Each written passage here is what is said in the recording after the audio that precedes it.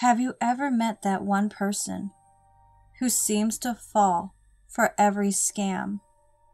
Well, that's my college roommate, Kimberly. I swear, she must be single-handedly responsible for keeping every scammer on this planet in business. In the semester that I've known her, I've seen her win 3 foreign lotteries, reply to 2 Nigerian princes, and give out her credit information to our fine federal agents at the Internal Money Services. Since she's not the brightest bulb out there, I've sort of adopted the role of being her financial advisor, as she calls it, more like common sense advisor. You wouldn't believe how much spam mail this girl gets. Seriously, she must be at the top of every scammer's hit list. I was convinced that I'd literally seen it all until about a week ago. I was in bed getting a head start on some of my homework. Even though it was Christmas break, Kim and I stayed on campus. We are both international students, so it didn't make sense for us to go home every Christmas.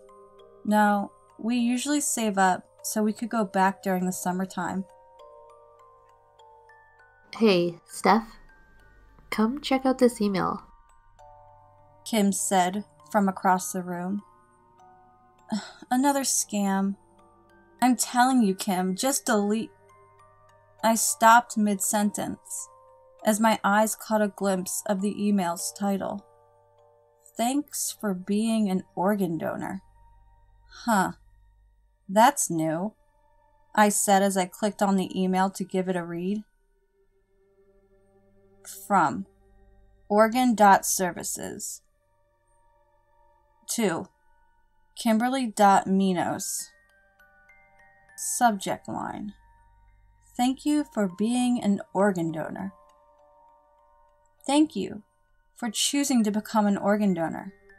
There is currently a demand for the following: skin, eyes. Your contribution is very much appreciated.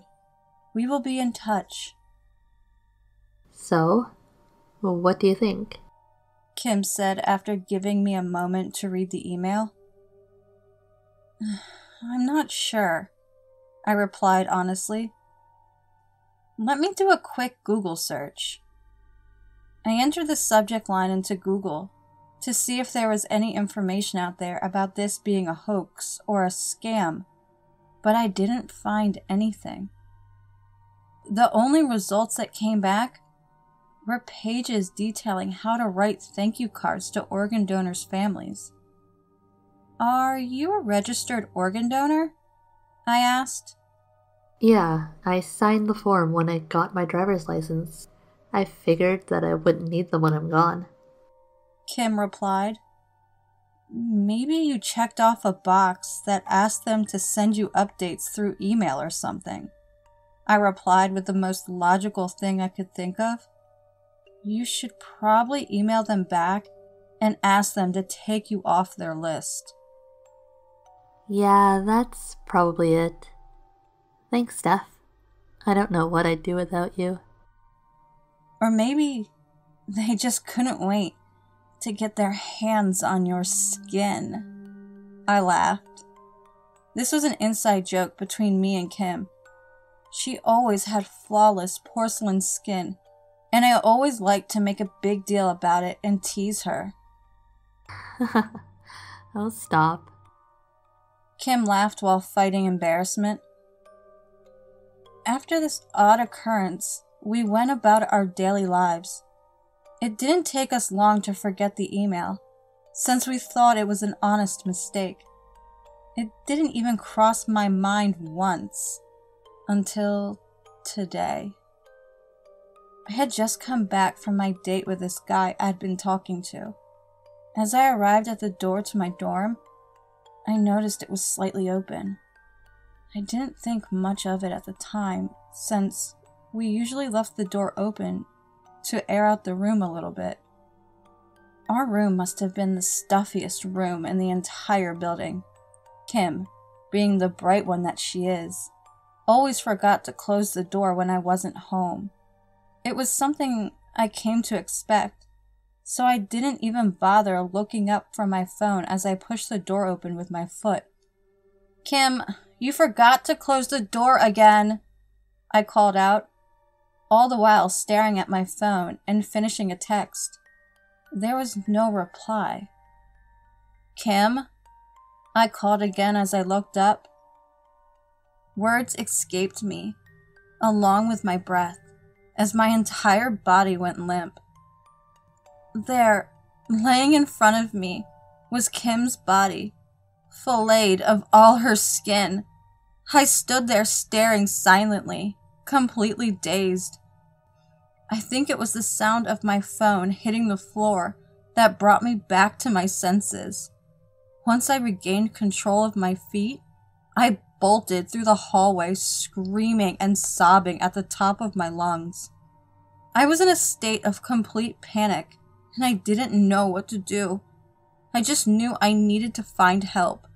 My body must have acted subconsciously, because the next thing I knew, I was in front of the security office at the ground level of our dorm. "Help! Help!" I screamed as I banged on the door. "What's wrong?" asked the security guard as he opened the door. I started to explain what happened, firing off words quicker than my mouth could move.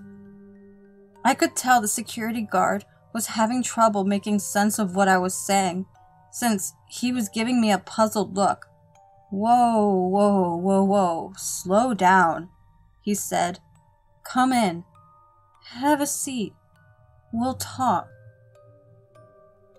The security guard fetched me a mug of hot water and showed me a seat. I started to explain what had happened as calmly as I could.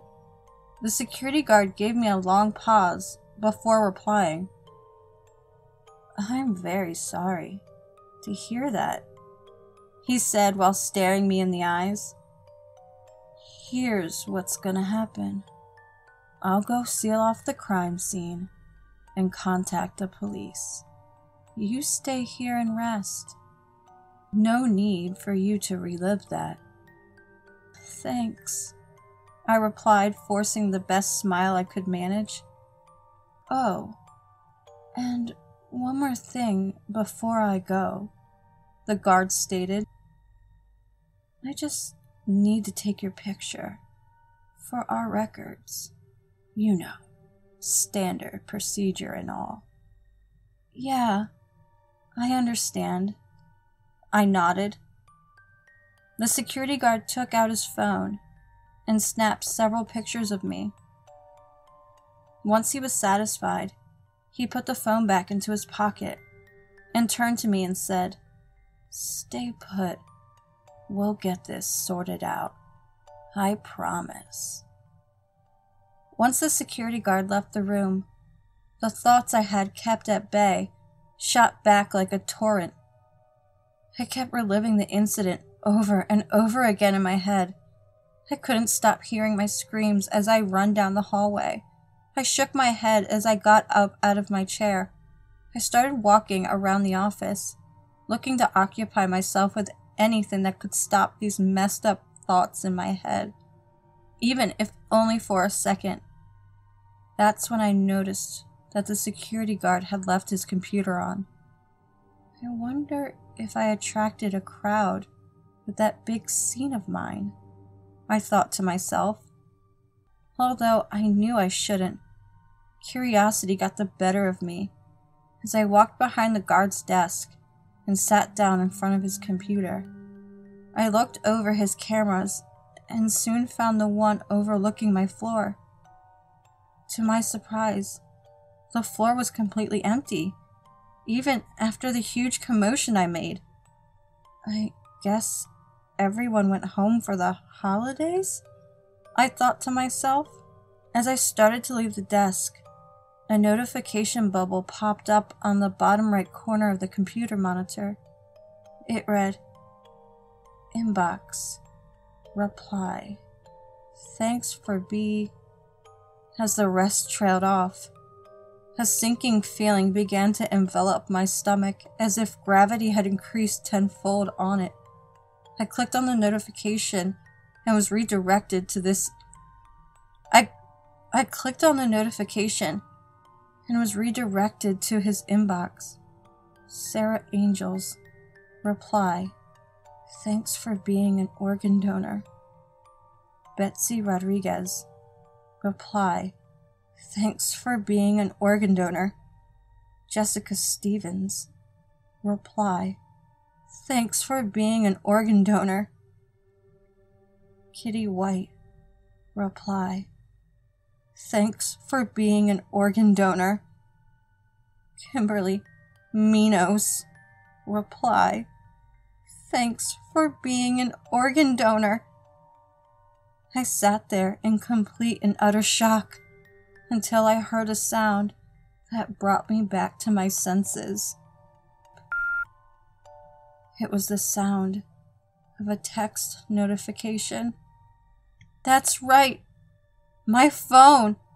I'll use it to call for help! I thought to myself as I had this realization. I reached into my pocket for my phone, but it wasn't there. I fumbled around frantically through all of my other pockets looking for it.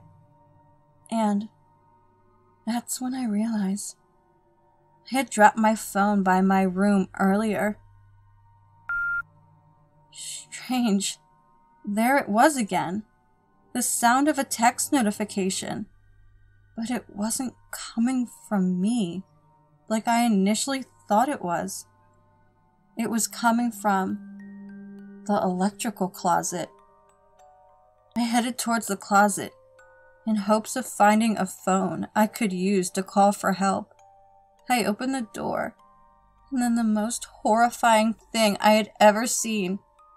There, sitting on a chair in the closet, was a woman, or rather, several women. The body sitting in front of me was composed.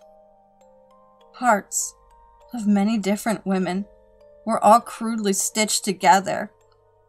Blood was dripping from her freshly sewn-on porcelain skin. The monstrosity almost resembled a human, if not for the fact that there were 2 empty sockets in the place of where her eyes should have been. I looked down to find the source of the sound. In the woman's lifeless hand was a cell phone. I pried the cell phone from her fingers and read the messages. 12:26 p.m. Hey babe. 12:26 p.m. Take a look at this. 12:27 p.m. MMS. I clicked on the MMS and found the picture the security guard had taken earlier. A close-up of my eyes. 11:29 p.m. I found the perfect set of eyes for you.